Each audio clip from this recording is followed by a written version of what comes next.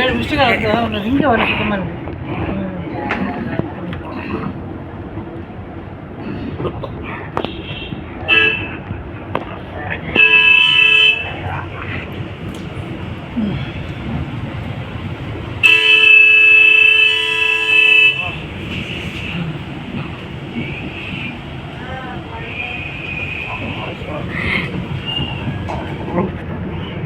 இப்படிங்க ஊருக்கு போகும்போது பூம்புகார் சிதம்பரம் ஃபுல்லாக கவர்த்தாங்க.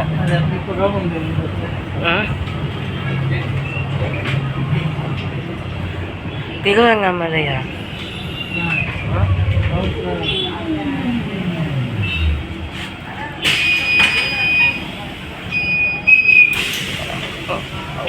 ஒருத்தவங்க அங்கே இருக்காரு இதை போட்டு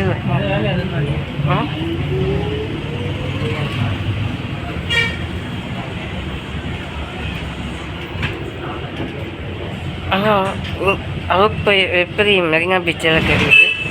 மெரினா பீச்செல்லாம் எப்படி தெரியுது?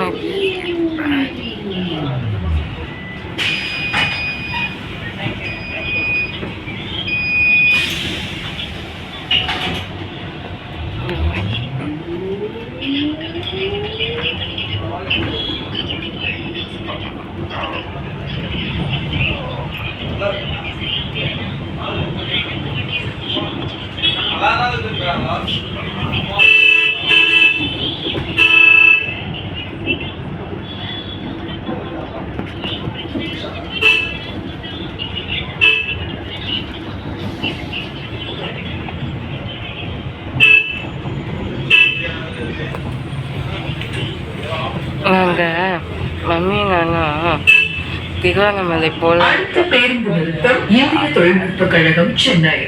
Next bus stop Chennai IIT. 1959ஆம் ஆண்டு நிறுவப்பட்டது. இது சென்னையில் அமைந்துள்ள இந்தியாவின் முன்னணி பொறியியல் மற்றும் ஆராய்ச்சி கல்வி நிறுவனங்களில் ஒன்றாகும். அறிவியல் மற்றும் தொழில்நுட்ப துறைகளில் உயர்ந்த கல்வி மற்றும் புதுமைகளுக்காக புகழ்பெற்றது. The Indian Institute of Technology Chennai is a premier engineering and research institution in India. It was established in 1959 and is located in Chennai. IIT Madras is known for excellence in education, innovation and advanced research in science and technology. தற்போது நாம் கடந்து செல்லும் இடம் அடையார் புற்றுநோய் நிறுவனம். Currently passing through Adyar cancer institute. அடையாரில் அமைந்துள்ள புற்றுநோய் நிறுவனம் 1954ஆம் ஆண்டு நிறுவப்பட்டது. முன்னணி புற்றுநோய் சிகிச்சை மற்றும் ஆராய்ச்சி மையங்களில் ஒன்றாகும். அனைவருக்கும் அனைவருக்கும் மலிவான மற்றும் தரமான சிகிச்சையை வழங்கும் நோக்கத்துடன் செயல்படுகிறது. The Adyar Cancer Institute was established in 1954. It is one of India's premier cancer treatment and research institutions, providing advanced medical care, education, and research in oncology with a strong focus on affordable treatment for all sections of society. தற்போது நாம் கடந்து செல்லும் இடம் கிண்டி குழந்தைகள் பூங்கா. Currently passing through இப்போ எல்லாமே எல்லா இடமும் சொல்லுவேன். கிண்டி தேசிய பூங்கா வளாகத்தில் அமைந்துள்ள கிண்டி குழந்தைகள் பூங்கா 1968ஆம் ஆண்டு தொடங்கப்பட்டது. இது விலங்குகள், பறவைகள் மற்றும் ஊர்வனங்களை கொண்ட ஒரு சிறிய உயிரியல் பூங்காவாகும். குழந்தைகளுக்கு இயற்கை மற்றும் வனவிலங்கு பாதுகாப்பு பற்றிய விழிப்புணர்வை ஏற்படுத்தும் நோக்கில் இயங்குகிறது.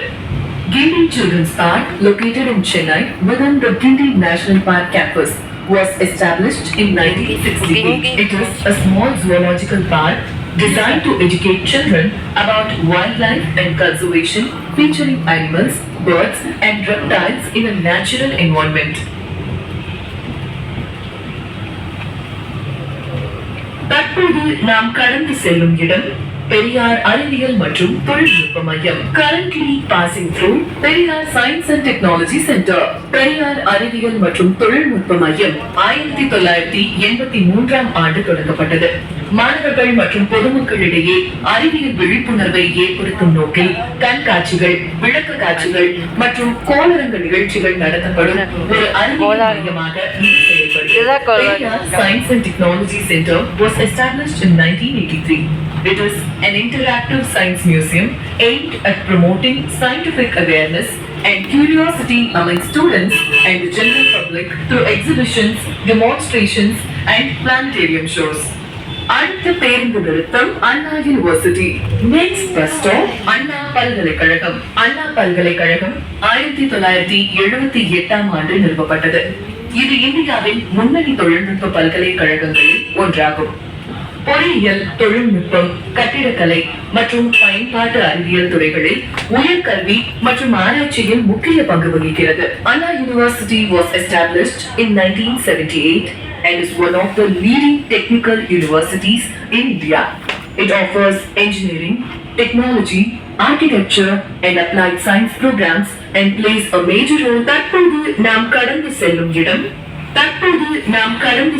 இடம் அண்ணா நூற்றாண்டு நூலகம். Currently passing through அண்ணா சென்டினரி லைப்ரரி. அண்ணா நூற்றாண்டு நூலகம் 2010ஆம் ஆண்டு திறக்கப்பட்டது.